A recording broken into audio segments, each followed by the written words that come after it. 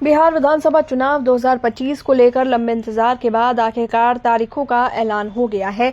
इस बार चुनाव 2 चरणों में संपन्न होंगे। पहली वोटिंग 6 नवंबर गुरुवार को होगी, जबकि दूसरे चरण की वोटिंग 11 नवंबर को आयोजित की जाएगी। मतगणना 14 नवंबर को होगी और इसी दिन ये तय होगा कि बिहार में अगली सरकार किसकी बनेगी। चुनाव आयोग ने सुनिश्चित किया है कि सभी प्रक्रियाएं पारदर्शी और व्यवस्थित हो।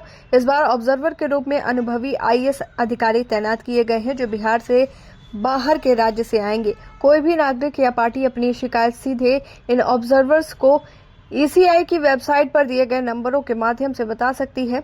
मतदान समाप्त होने के कुछ ही दिनों के अंदर सभी आंकड़े वेबसाइट पर उपलब्ध होंगे, जिससे पार्टियों, मीडिया और आम नागरिकों को वास्तविक और ताज़ा जानकारी मिल सकेगी। इस चुनाव में प्रत्याशियों के लिए रणनीति बनाना और भी चुनौतीपूर्ण है। राजनीतिक दल अब अपने उम्मीदवारों का चयन और प्रचार योजना इस तरह कर रही हैं कि वो हर वर्ग और समुदाय के मतदाताओं तक पहुंच सके। स्थानीय मुद्दों के साथ साथ रोजगार, शिक्षा, स्वास्थ्य और बुनियादी ढांचे पर फोकस करने वाली पार्टियां ये समझ रही हैं कि केवल पुराने राजनीतिक समीकरणों से जीत सुनिश्चित नहीं हो सकती। प्रत्याशी भी अपने भविष्य की दिशा को ध्यान में रखते हुए क्षेत्रीय और राज्य स्तरीय प्रभाव बढ़ाने की कोशिश में हैं।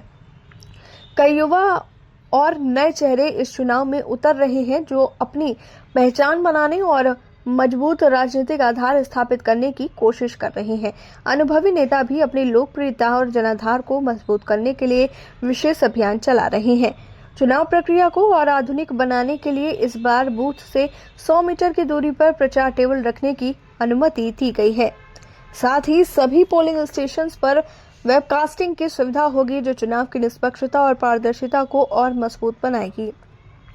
राजनीतिक विश्लेषक मानते हैं कि इस चुनाव में स्थानीय मुद्दों, जातिगत समीकरणों और विकास एजेंडों का मिश्रण निर्णायक भूमिका निभाएगा। इस प्रकार बिहार विधानसभा चुनाव 2025 न केवल सत्ता के लिए संघर्ष है, बल्कि ये प्रत्याशियों के राजनीतिक भविष्य, पार्टियों की रणनीति और राज्य के विकास की दिशा को तय करने वाला महत्वपूर्ण चुनाव है। हर उम्मीदवार, पार्टी और मतदाता इसे अपने हिसाब से इतिहास बनाने का मौका मान रहे हैं और 14 नवंबर को ये स्पष्ट हो जाएगा कि बिहार की राजनीति में नई लीडरशिप और नए राजनीतिक समीकरण किस दिशा में विकसित होंगे।